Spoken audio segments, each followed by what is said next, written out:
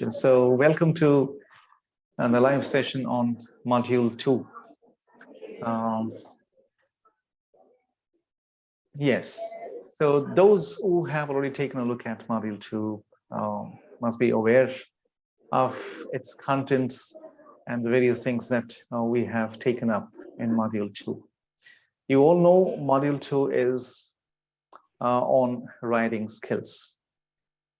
We all consider writing to be a very special skill because it doesn't come to us easily. We need to do things to develop a great writing skill. And that's the reason why writing is a very important life skill. To be able to write properly, professionally, and for a variety of occasions is a skill that we all need to develop in ourselves. And this module focuses on the most important life skills, or writing skills. So when it comes to writing, we generally tend to ignore various things. For example, when we choose a word, we have to be very, very careful. The word has to be inclusive. It should not be insulting. It should not be, racially offensive or offensive in any manner. It should be respectful. It should not create an environment of exclusion and disrespect. When we choose words for writing, we need to find words that are very clear, that are not confusing or ambiguous, that are not highbrow. We need to choose plain language or plain words that can easily go down well with our readers. We all need to understand that writing is generally done to convey or communicate some information or thoughts or ideas. So whenever it comes to writing, we need to be very, very careful, especially with those three things that create a lot of problems for writers. Spelling is one thing which promptly takes us to writing pitfalls. So we need to be careful about spelling pitfalls. Instead of depending a lot on the spell checkers, we can depend on ourselves, because spell checkers may be insufficient or inadequate at several occasions. So instead of depending a lot on spell checkers, we can think of depending on our own intelligence or abilities. So these are some of the things that we can do in order to make our writing better. The second important thing that we can do to make our writing better is to improve our punctuation skills. Punctuation is very, very powerful. We all know that. If I do not put a pause while saying, let's eat, grandpa, so poor grandpa may be eaten. So I need to use a comma after eat in this statement. Let's eat, comma, grandpa. That means I'm inviting grandpa to join me for a meal. If I do not use a comma after eat, I may end up eating grandpa, or I'm inviting my friends to come forward and eat grandpa. So punctuation is very, very powerful. If you remember, in this module, I have talked about different types of writing. And while talking about writing as an important skill, I have told that writing has uses in the professional and the psychological spheres. Its professional uses actually takes us to creative and critical thinking. It helps us communicate better, and it helps us make more productive both decisions and improve productivity. And then it also enhances our learning curve. That's on the professional front. On the psychological front, writing makes us happier. Just imagine you're saying something to your friend and your friend is unable to understand. You are very sure that you are communicating your thoughts clearly to your friend. Still, your friend is unable to understand. You'll feel frustrated. Similarly, when it comes to writing, we write something to somebody and that person doesn't understand, we also feel frustrated.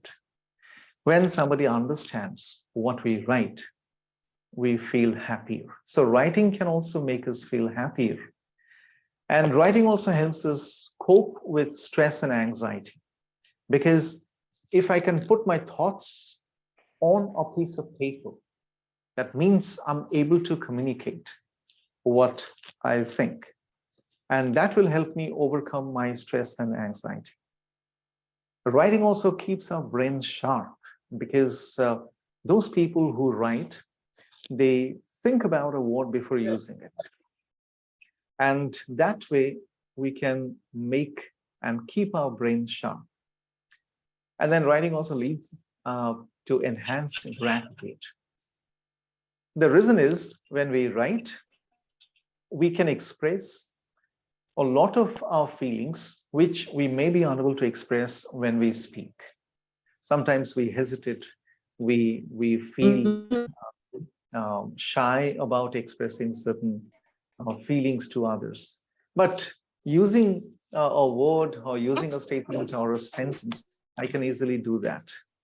So writing can that way make me feel comfortable and happy.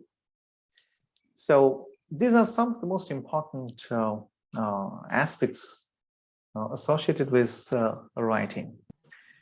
At the same time, I also introduced you to the different types of writing: academic writing, professional writing, and technical writing. Academic writing is very, very important because those students who are into their colleges or universities, they require to be good at academic writing because they generally engage a lot in academic writings. Similarly, those who are professionals, they're already into some profession, they are required to be good at professional writing, which includes being able to write emails, being able to write memos, agendas, minutes of meetings, and then preparing one's CV and resume. So these are some of the skills that people who are into some profession are required to improve or inculcate in themselves. And then technical communication or technical writing. So those who are scientists, those who are industry specialists, bankers, legal experts, they are required to be good at technical writing. But technical writing is a very, very special skill, and it requires a lot of focus. Since the scope of this course did not allow us to focus on either the academic or the technical types of writing, I deliberately focused on professional writing skills, because that is one writing skill which we all require. As we grow, we take up jobs or employment, we'll be requiring professional writing skills. And with the help of those writing skills, we can always do better in our lives. When it comes to writing, we need to understand the writing strategies first. What are the writing strategies that I need to be familiar with, I need to be good at? I need to use simpler words. Gone are the days when people thought that your intelligence can be best communicated to your readers. Your ability can be best communicated to your readers if you use words that are difficult, loaded, heavy, and highbrow words and phrases. Those are the days when people thought so. But in our times, it's not the case. Today, people demands simple words that everyone can understand. So if I know how to write a document using simple words which people can easily understand, then I'm a good writer. I'm a successful writer. For example, you might have taken a look at those examples that I cited during this module. Utilize, instead of saying utilize, I can always say use. Heretofore, I can always say until now. A great number of. Instead of saying that, I can always say many. Just listen to me carefully. I'm going to say something. After I have said that, just let me know whether you have been able to understand the meaning of what I said. Strategic labor reserve. I repeat, strategic labor reserve. Have you been able to understand what I said? I'm also writing that in the chat box. Just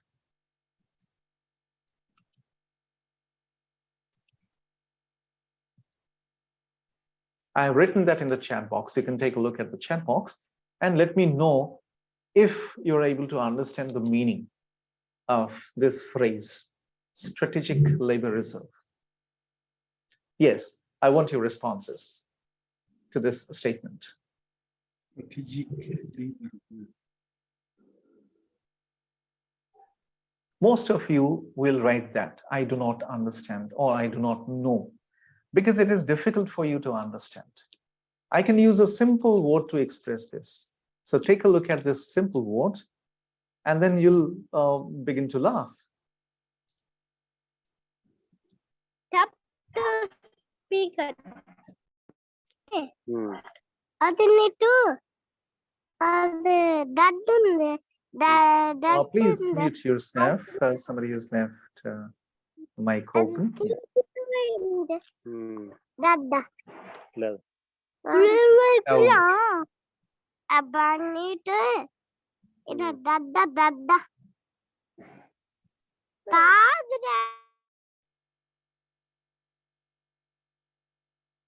Most of you will write that because you probably have no idea about it.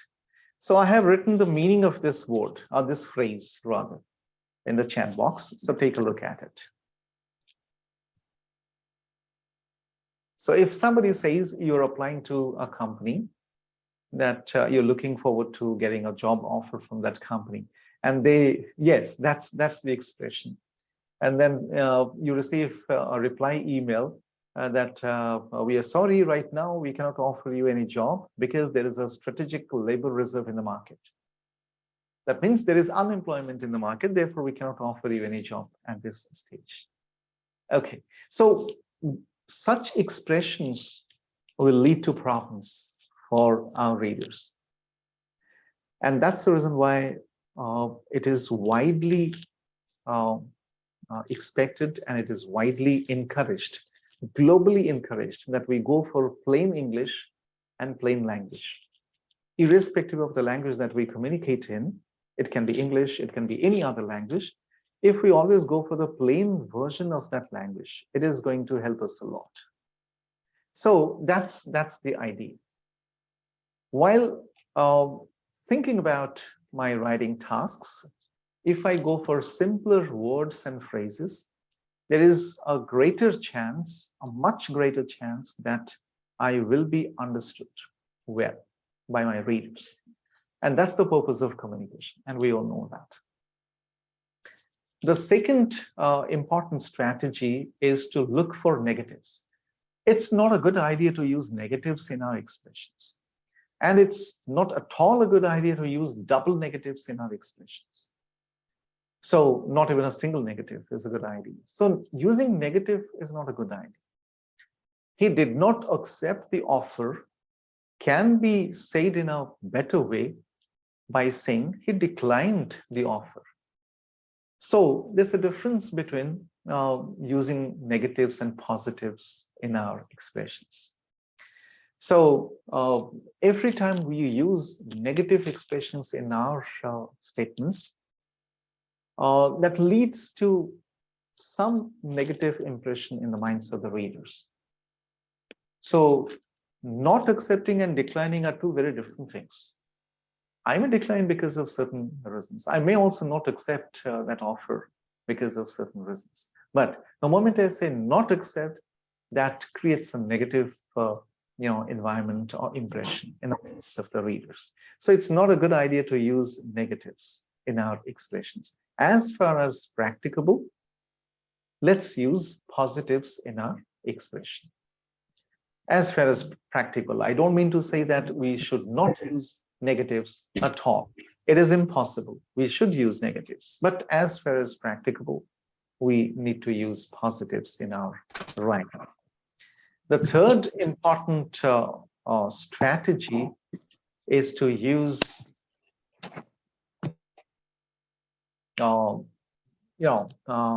shorter sentences in our writing. Shorter sentences will lead to less errors in our writing, and longer sentences will lead to more errors and confusion. They may lead to ambiguity as well. When we go on writing longer sentences, sometimes we lose contact with each of the parts of this statement. So that will lead to more ambiguity and more errors. So using shorter sentences in our writing is always a good idea. And then self-editing is a very important writing task. We may not be very good at editing. We may not be professional editors, but being able to edit our own writing is always a good practice that we need to develop in ourselves. It's a skill, in fact, self-editing. When we edit our writing, for example, I'm writing an email. Before I shoot that email to my recipient, I need to take some time to take a look at some of its aspects. And what are those aspects? Grammar mistakes. By grammar mistakes, I do not mean grammarian's language. I mean usage mistakes. Simple grammar mistakes. So it is not a good idea to write I goes and she go. This is very glaring. This is too simple a grammatical error to be ignored by our readers. So everybody will pick such grammatical errors. So grammar mistakes is the first thing that we need to look for while editing our own documents. Spellings and typo errors, spelling and typographical errors, because the spell checker cannot point out everything in our writing. For example, you want to write stationery with A, but by mistake, you wrote stationery with E. The spell checker will not tell you that this is a wrong spelling. The spell checker will say it's perfect, but it will be wrong. Similarly, when it comes to punctuation errors, we need to be very, very careful, because punctuation is very powerful. If we do not take care of it, it's going to create a big problem for all of us. I'm writing something in the chat box to explain how punctuation can be very powerful. Somebody wrote in his CV while writing about his hobbies. This person wrote this.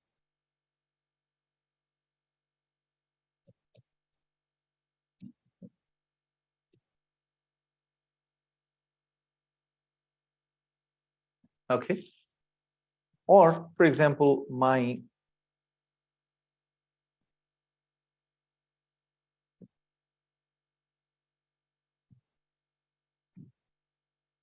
so just look at these two statements. If somebody writes that in one's CV or resume while talking about one's hobbies, so how is it going to catch with the reader? So there should be a comma after cooking and dogs. My hobbies are cooking, comma, dogs. So if you do not write, yes, of course, if you do not use that comma between cooking and dogs, it will mean that you love cooking dogs. And just imagine if your employer is very fond of dogs, you'll never get that job. So that will lead to problems. So therefore, we need to be very careful. And when it comes to punctuation marks, this is one area that creates a lot of problem for writers, and especially when writing.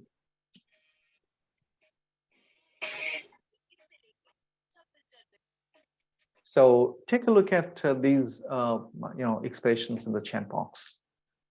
You see, so that's it. So when it comes to this, we need to be careful about. So when we put an apostrophe, yes, when it comes to apostrophe, we need to understand that there are certain exceptions. When we put an apostrophe between T and S in its, it means it is. It is a contracted form for it is. When we mean the possessive form, we need not use any apostrophe mark between IT and S. So ITS means possessive. So we need to be careful about that. And the second the next important thing rather is, using wrong words. Usage is a very important language skill that we need to develop. Using wrong words at places will lead to miscommunication, will lead to communication of the wrong idea, or the wrong message. So that will lead to failed communication through our writing. So it's not a good idea to use wrong words. So being able to choose the right word for the right occasion and the right place is quite important. So you might have taken a look at the other video lectures in that module, and especially those video lectures in which I have talked about important language pitfalls or writing pitfalls. These are the pitfalls that we all need to avoid in our writing. Once we are able to avoid these pitfalls in our writing, we can write flawlessly without making mistakes. So these are some of those skills that I have talked about in this module. For example, being able to understand the difference between informal and formal words. So make sure is informal, ensure is formal. So talk more is informal, elaborate is formal. So the ability to know the difference between the informal and formal words is a big skill, life skill in fact, because it will not be a good idea for us to mix the informal and the formal in the same piece of writing. So we need to be careful about it. The second important skill that we need to develop in ourselves is to understand the difference between slangs and proper expressions, acceptable expressions. So instead of saying nuts, cracks, I can always say a mentally challenged person. Instead of saying dude, dude is a slang, but that's acceptable in a certain ecosystem, in a certain environment. Dude, hey dude, what's up? That's perfectly acceptable in a certain ecosystem, but it's not acceptable in the formal ecosystem. So in the formal ecosystem, I can always say man or person. These days, Gen Z people are using this word cool quite often. Yeah, that's cool. This person is cool. I'm cool. You're cool. Everybody is cool. That's perfectly cool to use this expression. But in formal expression, this may not be acceptable. So cool may mean good, fashionable, smart, and great. So we need to understand the difference between slangs and proper expressions. The third important skill that we need to understand, need to develop in ourselves, is to understand that cliches are not acceptable beyond a certain point. Cliches are those overused, beaten down expressions that have lost their interest. So every time using a cliche will not help. It will actually sound very, very boring and sometimes disturbing to our readers. So my door is always open to you.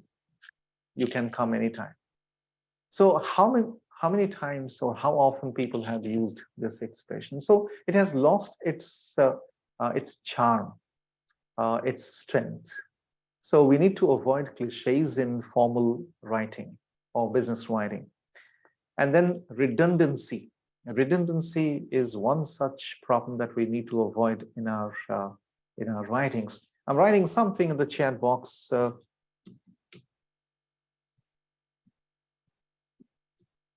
So this will probably make you raise your eyebrows. I have a friend who is an unmarried bachelor. So what is that?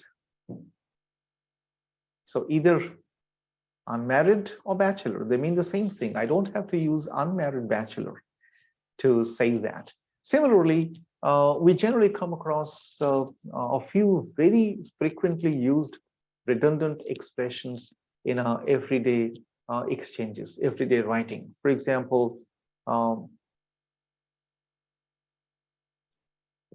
this is one expression, a return back. When are you returning back? Is a question that most people ask.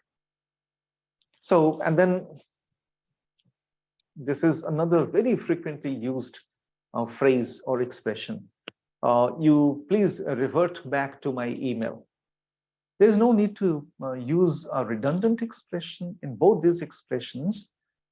The moment you say, when are you returning? It is complete in itself. And the moment you say, please revert to my email as soon as possible. So it is complete in itself. It carries the meaning of back in itself. So we don't have to use the word back in it. So therefore, we need to be careful while using such expressions. And you might have taken a look at that particular segment in that video in which I have talked about these language pitfalls, and I have included a few redundant expressions, two opposites combining together. So when you combine, you're actually bringing things together. So just by saying combining, please combine these three things. We mean it. We don't have to say, please combine together the three things. So just combine will help. So, you know, two opposites, true fact. So a fact is believed to be true. So there is absolutely no need to use this true fact. Similarly, I also talked about some other writing pitfalls like wordiness. Sometimes we feel that we need many words to say something. We feel so because we think if we use many words, we'll sound a little heavy, will sound important, but that's not the thing. Only those people who are weak, they use many words. Only those people who are witty, smart, and strong, they use single words or concise words. So we need to be good at concise expressions. At this point in time, how many words I used? You must have marked. At this point in time. 5 words. I can use one word to mean the same, that is now. At this point in time, I'm talking to you. So I can say this to sound heavy, but that's not a good idea. I can always say, now I'm talking to you. That's very plain, simple, straight, and easy to understand or follow. So we have, you'll be happy to know that we have come to an agreement. So we have come to an agreement. So you can count the number of words I used. So come to an agreement, 4 words. In the place of 4 words, I can always use a single word, agree. We have agreed. Simple. So I want to extend an invitation to you. Instead of saying that, I can always say, I want to invite you. It's very plain, simple, and straight, and very comfortable to the listener or the reader. So wordiness is something that we need to avoid. So in the place of wordiness, we need to develop concise expressions. Similarly, faulty parallelism is not going to help us, because when we offer parallels, we need to make the comparison complete. If I say the weather of Bangalore is better than Hyderabad, that means, or the weather of Nairobi is better than Bangalore. So what am I comparing? The point of comparison is the weather. But in the second instance, I'm talking about the city. I said the weather of Nairobi is better than Bangalore. So am I comparing the weather of Nairobi with that of Bangalore? Or I'm comparing the weather of Nairobi with the city Bangalore? It appears as if I'm comparing the weather with the city, which is not a good idea. So I need to complete the parallel structure. The weather of Nairobi is better than that of Bangalore, or is better than the weather of Bangalore. I can drop weather in the second instance because it will lead to unnecessary repetition. So I can say the weather of Nairobi is better than that of Bangalore. So the parallel construction is very, very important. So we need to be good at parallel constructions. Modifiers create a big problem because they may lead to severe misunderstandings. So if you remember, I used an example in that segment. He was referred to a psychologist with severe psychological problems. So if you can recall this, she was referred to a psychologist with severe psychological problems. I'm writing the chat box again so that you can recall it. He was referred to a psychologist with severe psychological problems. Who had severe psychological problems? The person who was referred to, or the psychologist to whom the person was referred to? So it appears as if the psychologist had several psychological problems and the person was referred to such a person, such a psychologist. So it's misleading in information. So we can always say he with psychological problems or several psychological problems was referred to the psychologist. So modifiers create a lot of problems. If we do not take care of it, we may end up meaning something else. So that way we will be ruining our chances. And then I also talked about connectors. You know, connectors are very, very important because to take one sentence to 2 and 3 and 4 and 5, we need connectors so that we can make one sentence 2 and then 2 to 4, 4 to 8, 8 to 16, and so on. So connectors are very important. So you can take a look at connectors by going back to the same videos again, or if you have taken a very close look at the connectors, you must have discovered that connectors are very, very important. I also talked about plain English in this module. Plain English is a big movement, global movement now. If you are interested in knowing more about plain English, you can go to Google search box and type plain English movement. It will take you to the website on plainenglish.co.uk, and then you can discover various things related to plain English and its importance.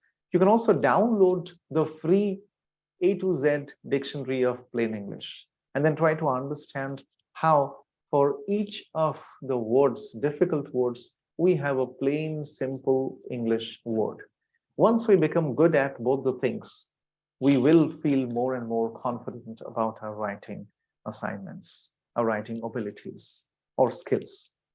So instead of saying it's very detrimental to my image or the image of my company. I can always say it is damaging to the image of my company. That's a simpler word. Why don't you demonstrate your abilities? Instead of saying that, I can always say, why don't you show your abilities? So we can always find a plain English word for its counterpart, which is difficult. These are some of the things that I talked about in this module. And I'm sure you have taken note of the language elements that I talked about in this module. And you're going to explore these things yet further. And you're going to improve your writing abilities over your writing skills. When that happens, you will realize that you're feeling more and more confident about your writing skills. So that's the purpose, that's the objective of this particular module, to help you develop some great writing skills so that you can carry out your writing tasks, your writing assignments with confidence, and you will taste success in your professional writing assignments. So that's the purpose of this module. I just talked about this module briefly, and now it is open for discussion. We can now take your questions, your queries, your comments, and your suggestions, of course. It's open to the participants now. Thank you for your time. Yes, we can now take questions from you.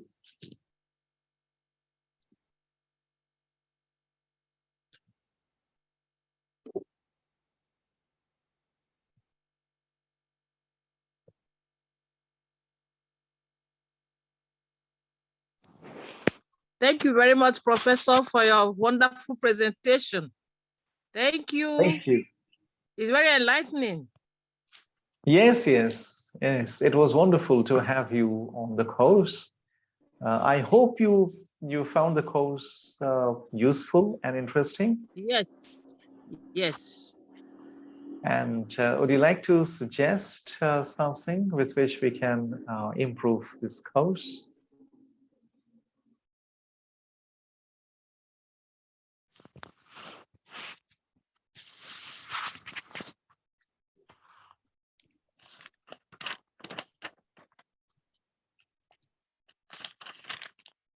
Yes, please.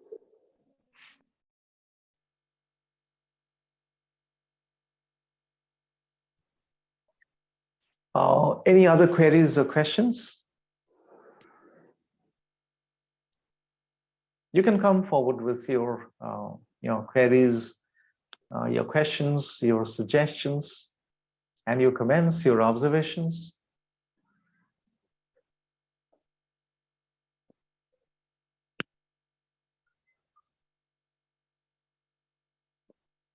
Yes, we can now, or you can also post your queries and comments in the chat box so that I can respond to them. Oh my goodness, that's an interesting observation from Neha Sharma.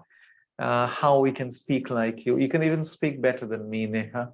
It all requires you to just love yourself and invest on yourself. This, we call it SIP, Systematic Investment Plan. So if I love myself, I also need to invest on myself. So go on investing a little every day on yourself. You'll see the magic unfolding right in front of your eyes. So it's not rocket science. It's not difficult engineering.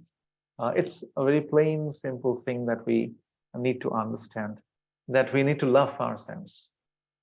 And then we need to invest on ourselves. Just invest on yourself a little every day. And then develop those abilities, language abilities in you, and create opportunities for you. Do not wait for people to give you that opportunity. They may not. But there is one person who can give and opportunity, and many of them to you is you yourself. Allow yourself that opportunity, and it will happen. Trust But me. sir, you Yes, please. excuse me, sir. But Yes, sir, yes. you totally look like an Indian, but your accent is so great. Like by seeing you, we can't judge. We can say that you can't speak like in that way. But when you speak, you look like a Britisher. And Okay, when thank we you. open our mouth, we don't feel, or we don't speak in that accent. So how can we take that accent if it's by just practicing, or it's just inculcated within us ourselves, or we need to practice that? Thank you, Neha, for that interesting observation.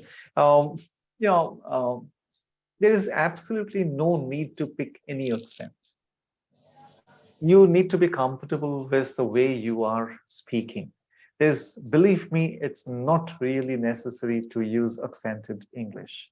It may be that, I mean, I love this language, and I'm in love with this language for a long, long time. So I may have picked this accent. Besides, I'm also a trainer. So that may be one big reason. I'm a global trainer as well. So that may be one reason, since I interact with the global audience. That may be one reason. But believe me, there is no need to use accented English. There is no need to. The way you are speaking, it is absolutely fine. All you need to do is to be good at what you are doing. There is no need to uh, use. Uh, But sir, when I you want to were ask a question. speaking, it was so soothing. We love to hear your voice. That what thank you I very mean to much. say, that it was so soothing, that I just want to say is that how a person can gain that accent, because when one speaks, his or her voice is so soothing that one wants to listen that, because by the voice we can create the interest in others, like in a teaching profession, when one is Yes, speaking yes. and his or her voice is so rude that it's so annoying, others don't want to hear. So that kind of voice, that charm in the voice, is that from learning? Like you are saying that you are a global trainer. So we need to learn that, or it's just inculcated within ourselves? No, we can learn these skills. It is not impossible to pick these skills. There are a few voice exercises that we can do in order to bring that voice, that wave-like rhythm in our voice. So we can do that. All these things can be trained, can be acquired through training and some dedication. Okay, so Hello, can be done. Prof. Yes, thank you, Neha. Yes, yes, please I go want ahead. to I want to request your training has been so impacting, and I've learned a lot through the training. I'm working on myself to see how to Yes, practice and improve myself through some resources too that will help us further. And I yes, discovered that exactly, exactly. so if we can get some resources that will help us further, it will really be of help to us. Thank you, sir. Yes, thank you very much. Thank you for that observation and comment. We are going to share resources with you. We're also going to share some text content with you all. When the results are declared, we'll be receiving there's resources, there's material, and you may also receive a list of resources which you can explore online. And then with the help of those resources, you can take this journey further. This is just the beginning of your journey, the life skills journey. This is an ongoing process. And with the help of those material and those resources, you're going to be even better. And you can continue your journey throughout your life.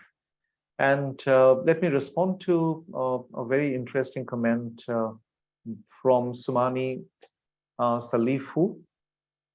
Yes, I agree with you. The reason is, if we crowd our slides too much with content, the explanation element goes missing, and that's one big reason why we deliberately did that. But we are going to share the text content with you all, and the text content will include more examples and more instances, and those are going to make up for those skinny slides, skinny PowerPoint slides, of course. So thank you for this suggestion, but we are already working on that, and we'll be sharing the text content, the resources and material, and then a list of further reading and explorations with all of you.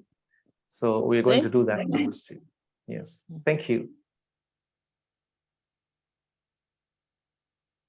So there is a comment from Sabus May. You're my role model of speaking gesture. I love your body language.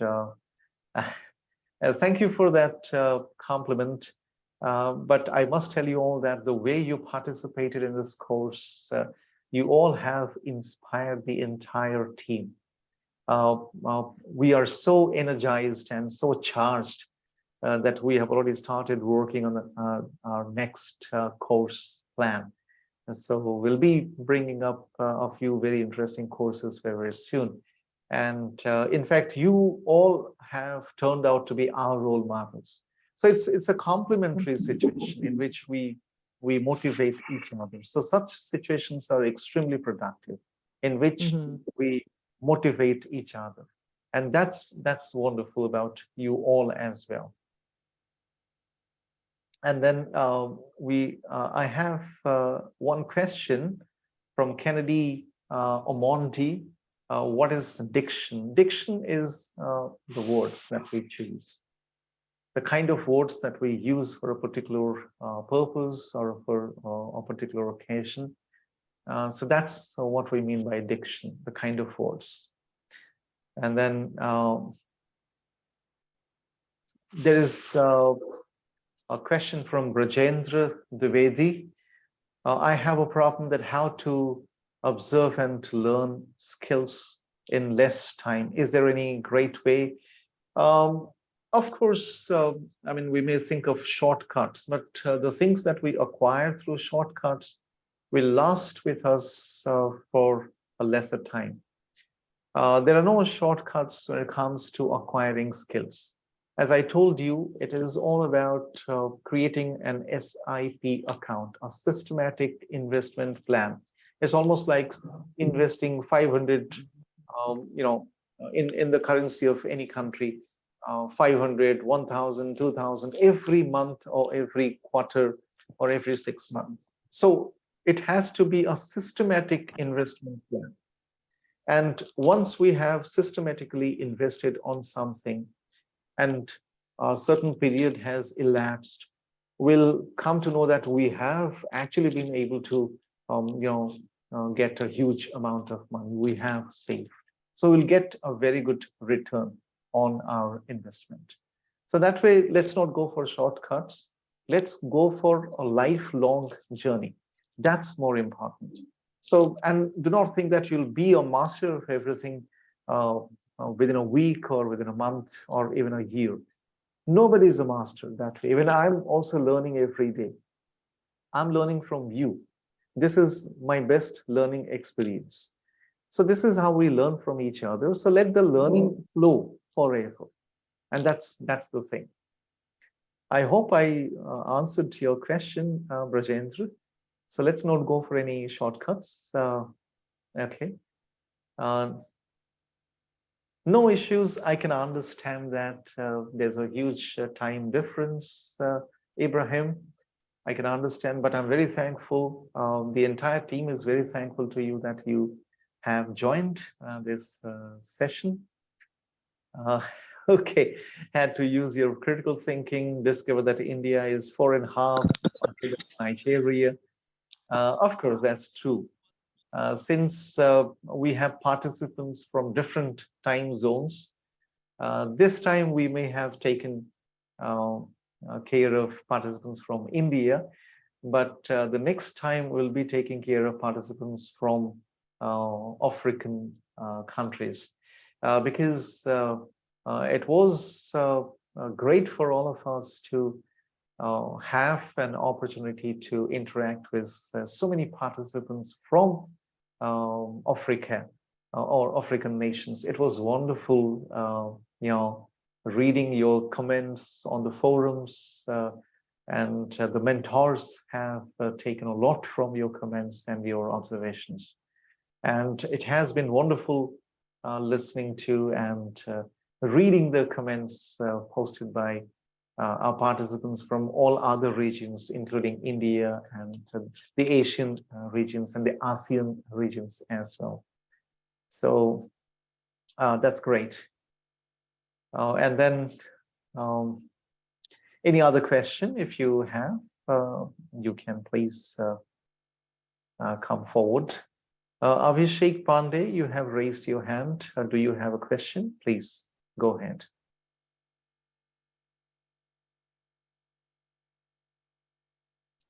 Sir, what is difference between resume and CV? How can we differentiate? All right, all right. So there are multiple differences. In fact, first, if we start with the meaning of a CV and a resume. Resume is a French word that means summary, and CV is a Latin word that means curriculum vitae or vitae. Some people pronounce it as vitae and vitae. Let's not get into this pronunciation difference. That means the course of one's life. The course of one's life. So this suggests that CVs are longer documents in comparison to resumes. Resumes are summary statements or summary documents, therefore they are concise and condensed and shorter documents. That apart, when it comes to systems, global systems, people in UK generally prefer the CV formats, and people in the United States generally prefer resume formats. Apart from that, when it comes to starting as a fresher, we generally go for CVs. People generally ask for CVs because it will allow you to put all the things that you have done so far. We can always understand that a fresher has not been able to do much. A fresher doesn't even have much experience. So one doesn't have many things to cite in that paper, in that document. So since a resume presupposes that we put only the highlighted areas, the achievements in our resume. So if we have not achieved more, then we cannot do that.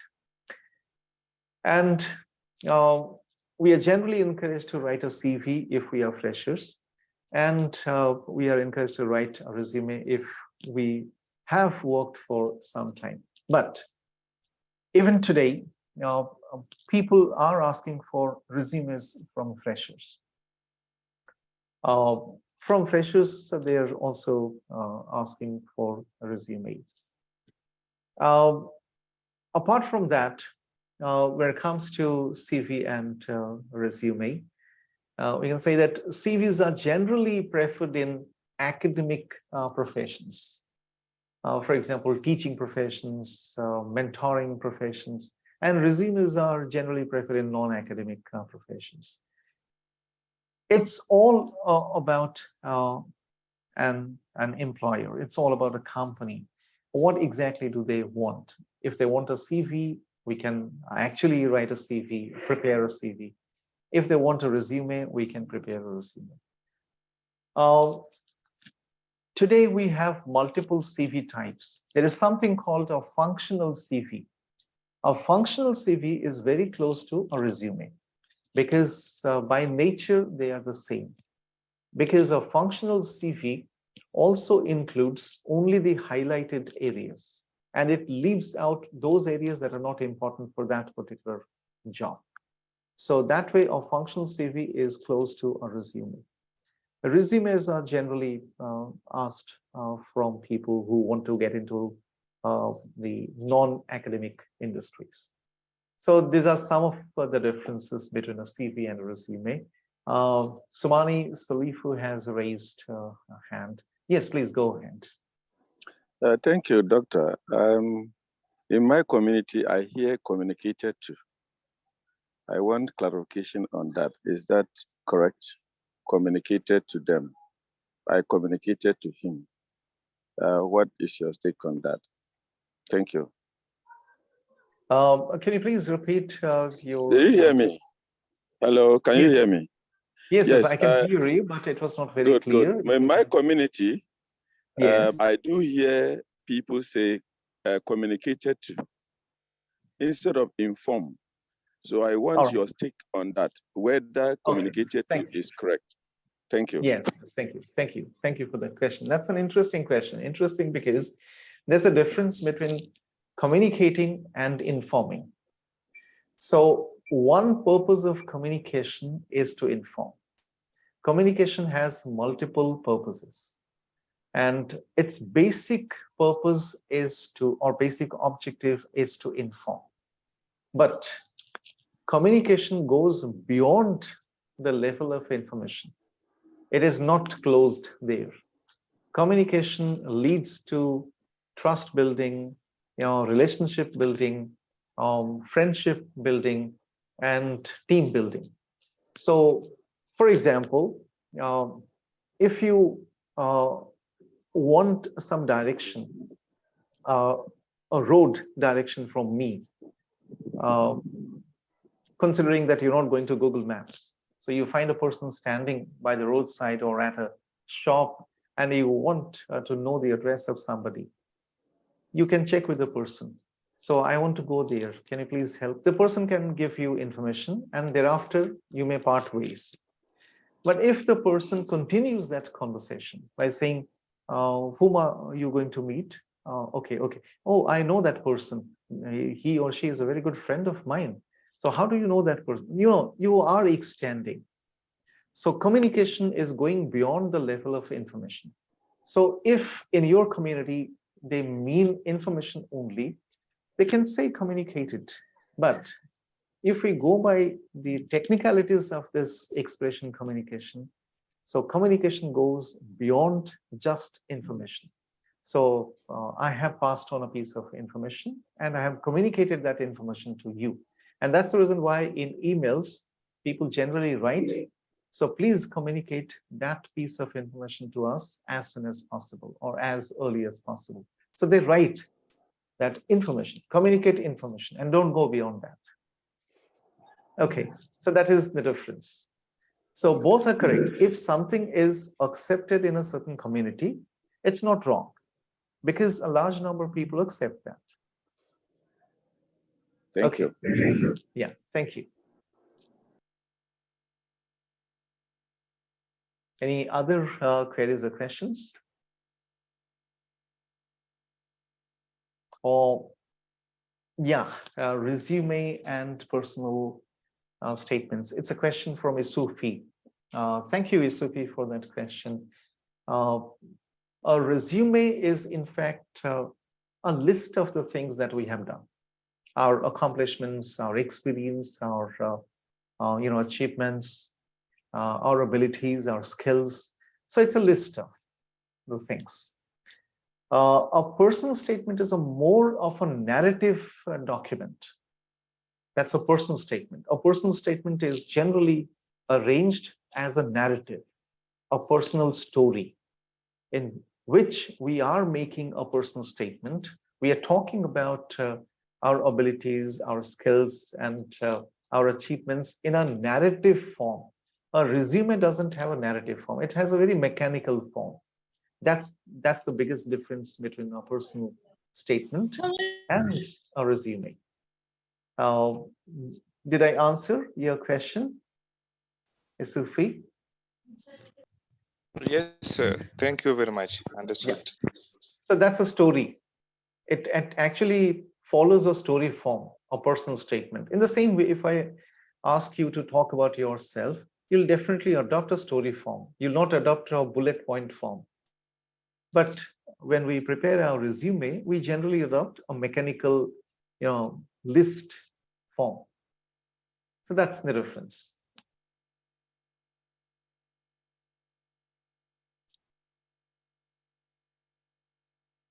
Hello, Mulu from Mauritius. So thank you for being a part of this course.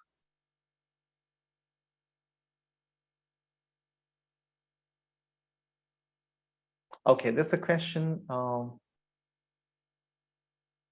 yes, I have already responded to this question from Sumani Salifu, information and communication. Communication can also mean information that way. Any other question? We can take one or two more questions.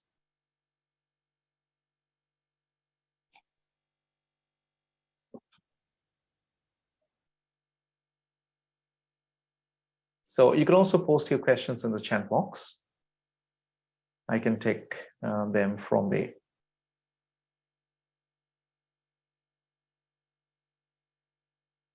Hello? Yes, Hello, Sir? yes. doctor. What is difference between ethos, logos, and pathos?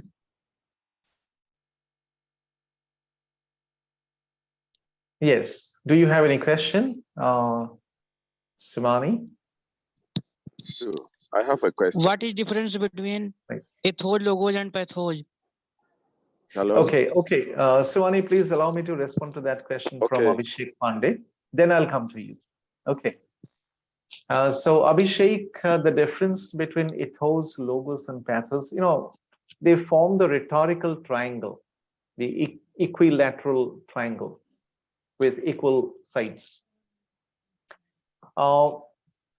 Logos appeals to logic. When I say something which appeals to the logic of my listener or the reader, then I'm using logos strategy.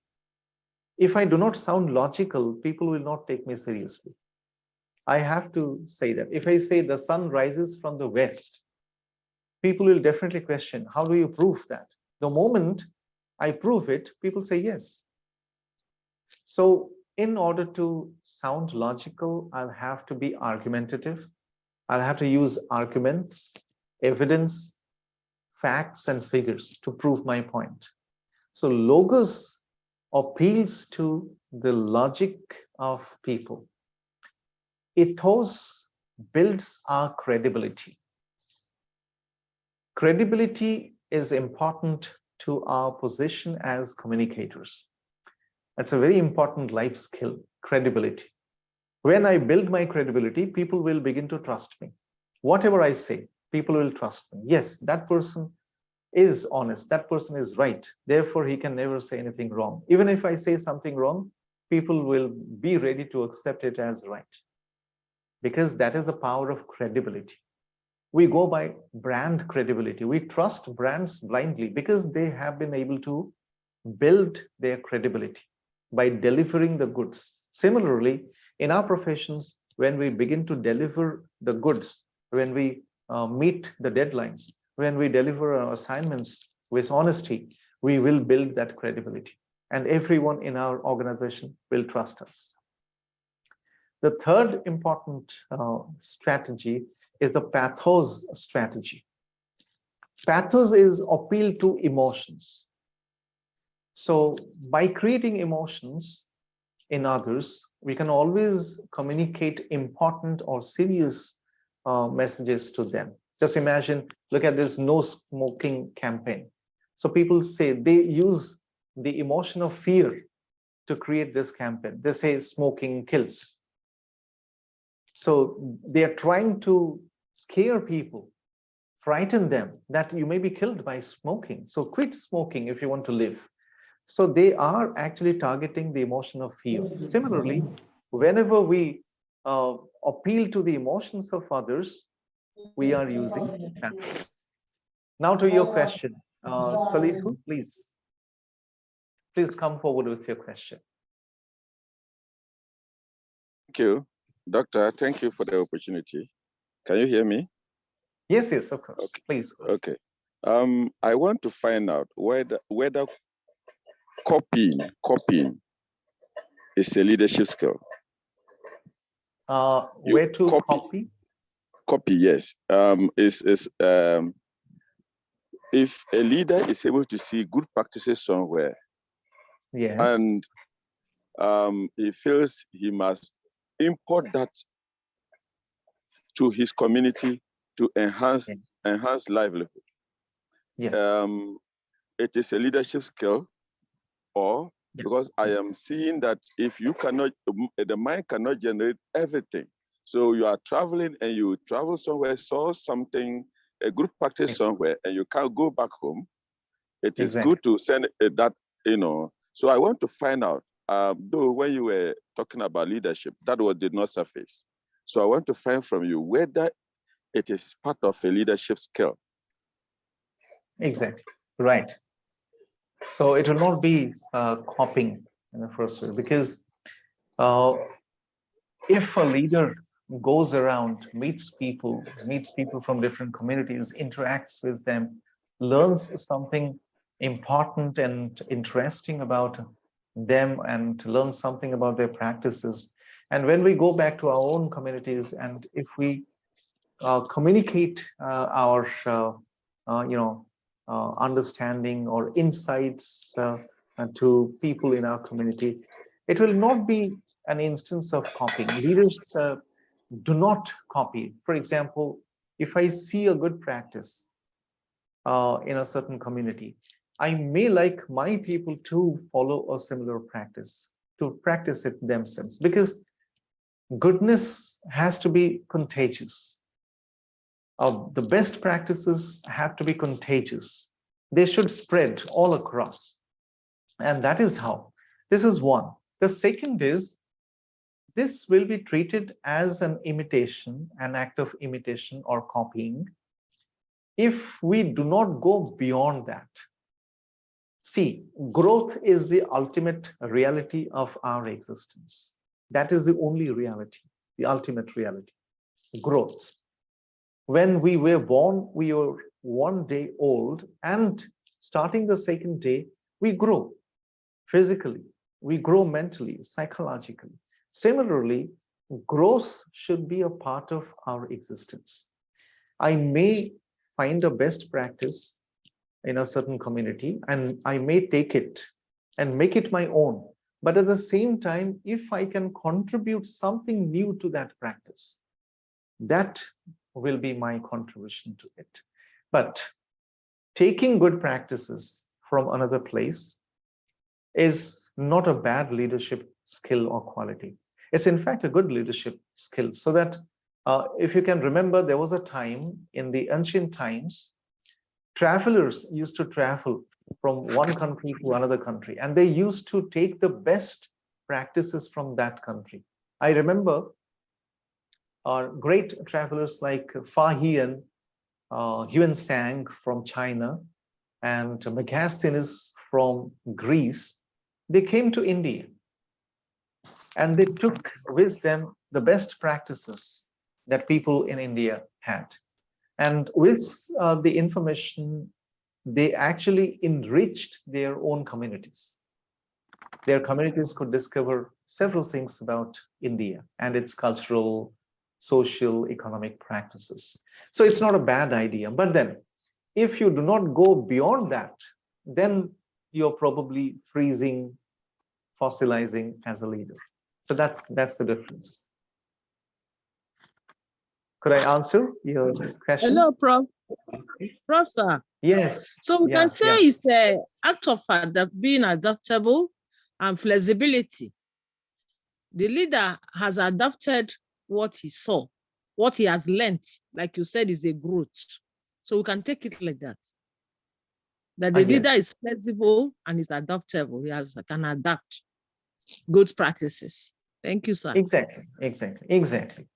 There's nothing wrong in adopting good practices, but we need to think about contributing something to those good practices, taking it beyond a certain point, so that that good practice becomes a better practice. So that's the idea. Thank you. Yeah, thank you.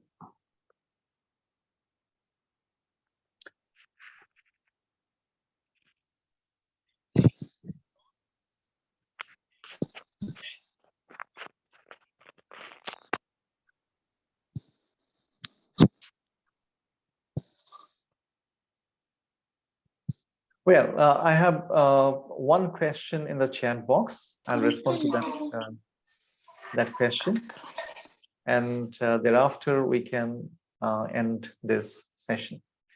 How to handle fear while writing on a subject or any subject. Fear is, as I've already told you, fear is the most basic human emotion. It never leaves us. It doesn't go. So even today, when we sit down to write, we experience fear. So let's not be afraid of fear. It will be with us forever. But we can handle fear in multiple ways. Writing is one of the most difficult skills and activities. Let's accept the fact. So in order to be good at writing, we need to be good at reading, because reading is writing. You may not believe, but it's a fact. Reading is writing. When we read, we do so to gather information, but that may not be the only idea. We may be doing other things while reading. So when we do that, we may be doing other things. And what are those other things? Read a line and try to understand how that writer has written it. Because the writer must have adopted a certain writing strategy to write a certain line. And when I'm reading that line as a reader, my objective is to extract that strategy. The moment I extract, find that strategy, okay, this writer has adopted this strategy to write about it. And this is the word choice. Diction, somebody asked about diction. That's the word choice, the kind of words we choose. That way we can understand the writing process well. That is one. The second is, writing is like swimming. In order to write, you'll have to enter into water. Otherwise, you cannot learn swimming. So start with free writing. There is a dance form that is called the freestyle dance, where no rules are applied. We just dance the way we like. Similarly, there is a type of writing that is called free writing. Do not bother about mistakes. If you're getting ideas in your mind, find a piece of paper or go to your software and then start writing. Just write, just put words somewhere. And thereafter, you can take a look at it and then think of it. But in the beginning, it will be a good idea for you to read. If you want to write a proper email, read some good emails written by people. If you read emails, you'll understand how they write, what kind of words they use, what kind of connectors they use, or transition words they use. You'll also be able to use similar words in your writing. So that's how you can pick, and you can gradually overcome your fear of writing. It's not a difficult task. You can do that. Why difference in spoken vocal English in different areas, even spelling is same? Of course, there is something called the mother language interference. It is called the mother tongue interference. When we speak, we grow up learning to speak our mother tongues. That's the first language we acquire. When we use the mother tongue, our tongue positions are actually adjusted accordingly. The tongue position, because that plays a very important role in speaking, in the production of sound. When we pick a foreign language, it may be English or French or German or Swahili or Hindi, Telugu, any other language for that matter.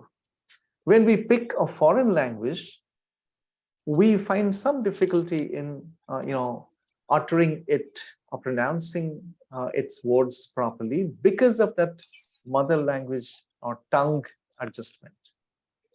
So with some modification in adjustment, we can overcome this problem. So we can do that. And that's the reason why we find a variety of pronunciations of the same word. You in India itself, you go to the south of India, you'll find people pronouncing the same word in a different manner. When you go to the northern part of India, the same word is pronounced in another manner. It's because of the adjustment of the tongue, because of the mother language, which is our first language, and that's the reason. Sir, Yes.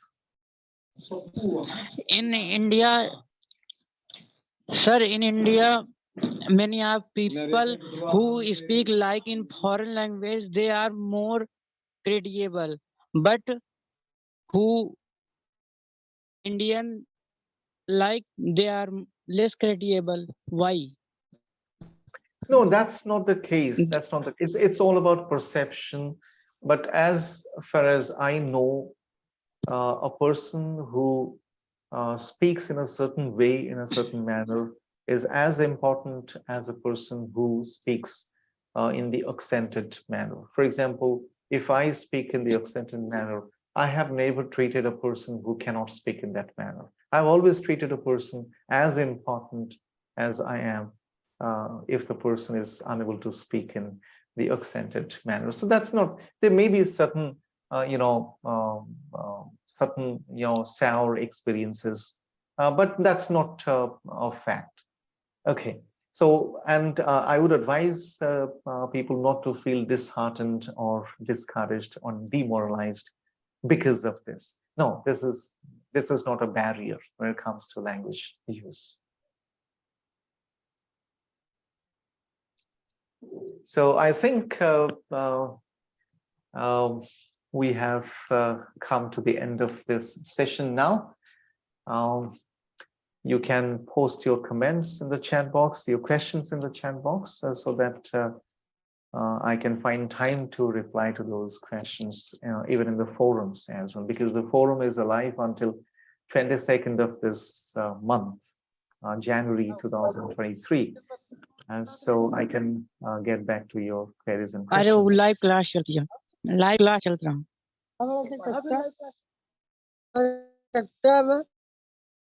So that is it. So thank you very much for being a part of this course and for making this course an exciting one, and for being such active participants through the forums.